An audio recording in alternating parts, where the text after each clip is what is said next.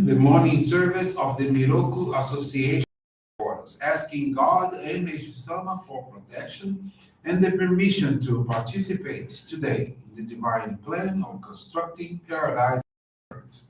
Let us pray together the Amatsu-Norito Prayer of Heaven, followed by the Miroku Prayer. Please stand.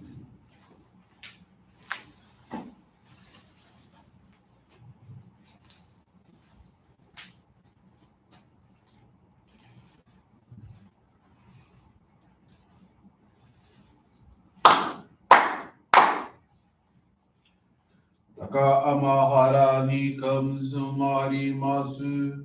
Kamuro gi kamuro mino mikoto mochite sumeni oya kamu izana ino mikoto tsukushi no imuka no dachi hana no odo no ahagi hara ni misogi hara itamo toki ni narimaseru arai dono o kamitachi moro moro no magakoto tsumike gare o arai tamai kiyome tamae toma o sukoto no yoshi o amatsu kami kuni tsukami ya o yorozu no kami tachi tomo ni ame no uchi koma no mimi kuri tatete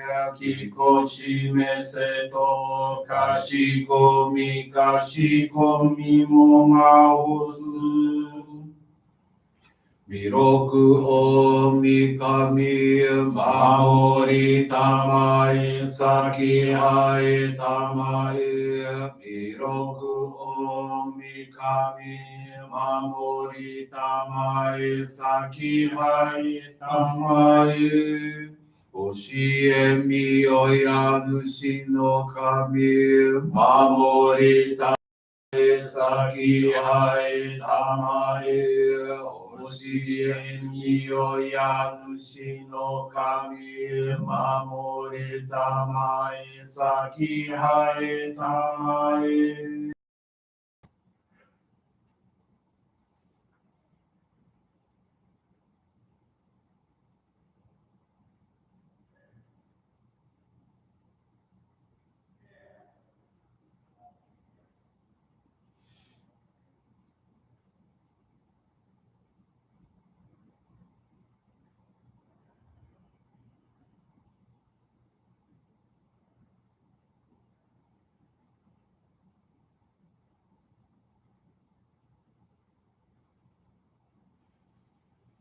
Kum nagara tamachi haimase. Kum nagara tamachi haimase.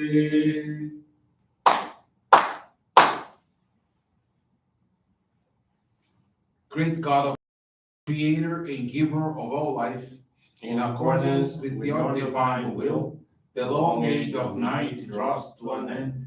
Your radiant and divine light, shining ever more brilliantly, awakens the dawn of the glorious age of light, a time long awaited by all humanity. We thank you for guiding us to your divine plan and for the privilege of channeling and receiving Johrei. May our spirits and bodies be illuminated and purified as we live your truth given to us by Meishu-sama. Make us pure and effective instruments of your divine light, so that we may serve you and all those with whom we come in contact. May paradise on earth be realized, with health, peace, and prosperity, a reality in our lives. Great God of light, bless and protect us. Radiate our souls with your divine light, so that we may truly become instruments of your great plan.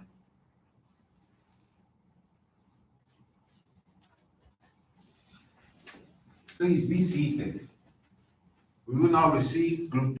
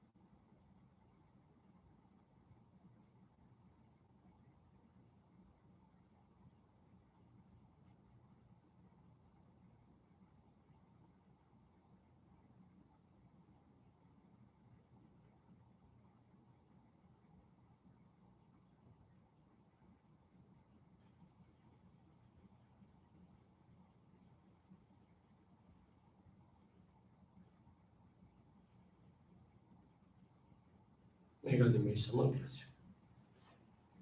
Johrei is now concluded. We will now listen to a reading from Meishu-sama's teachings.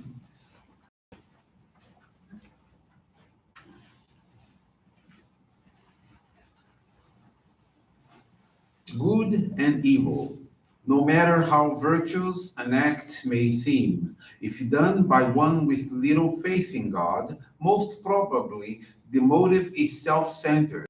A person who draws close and whispers words secretly about others is surely someone who cannot be trusted. Those who do what is right always, with clear minds and cheerful hearts, leave no room, not even the slightest crack through which the dark forces can take hold. In order to prevent crimes, laws and regulations have been formed.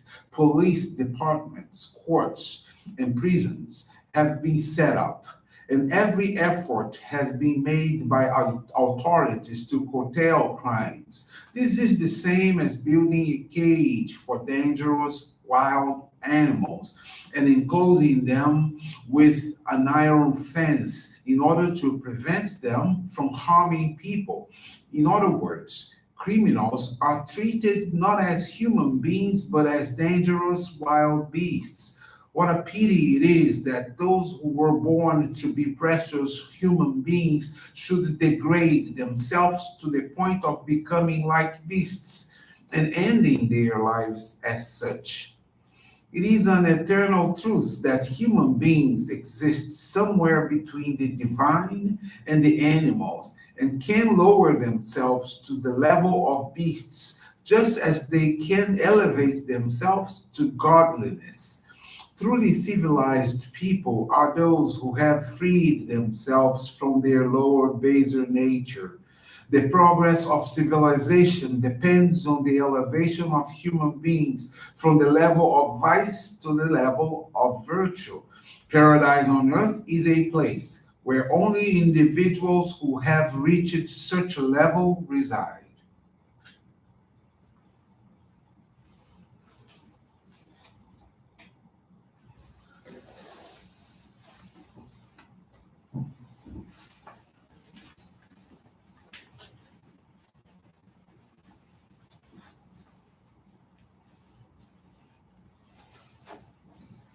Good morning, everyone. Thank you for joining the Miroku Association headquarters morning service.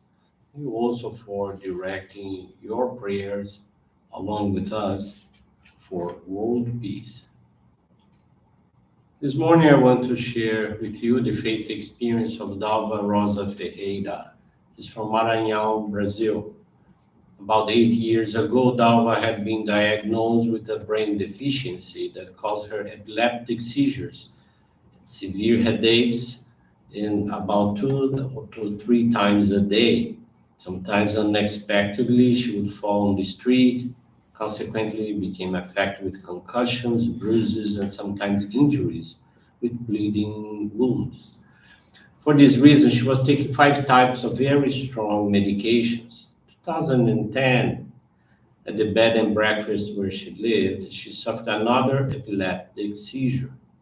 The owner of the establishment, who knew our church, had no hesitation in recommending Johrei to her, stating that she could experience a better quality of life. At that time, the owner was just a regular visitor of the Johrei Center, but later became a Johrei member. Thus, the next day, Dalva visited the Johrei Center and started going there regularly. She reported her suffering to a minister who advised her to attend the Johrei Center at least 3 times a week and receive as much Johrei as possible.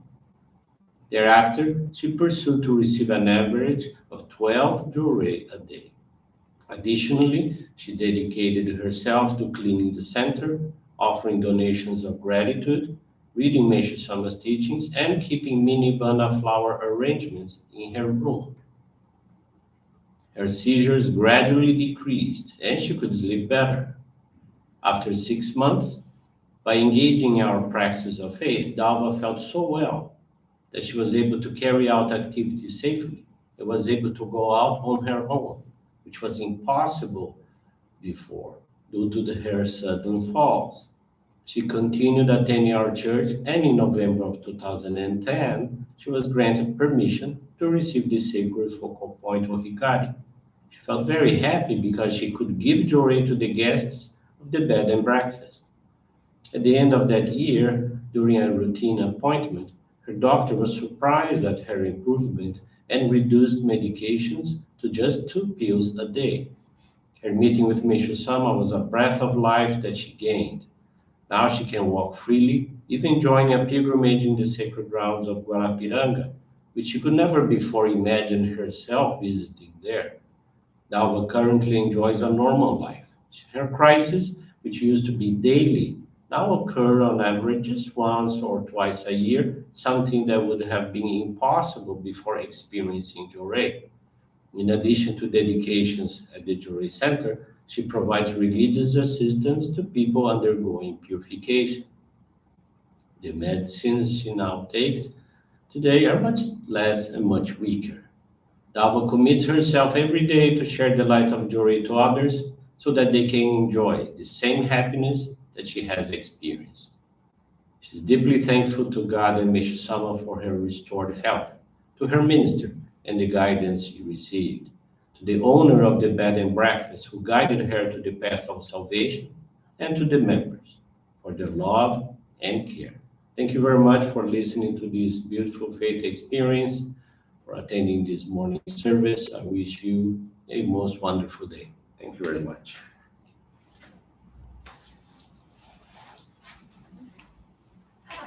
This brings to a conclusion our morning service. Thank you everyone for joining us, and we wish you a very blessed day.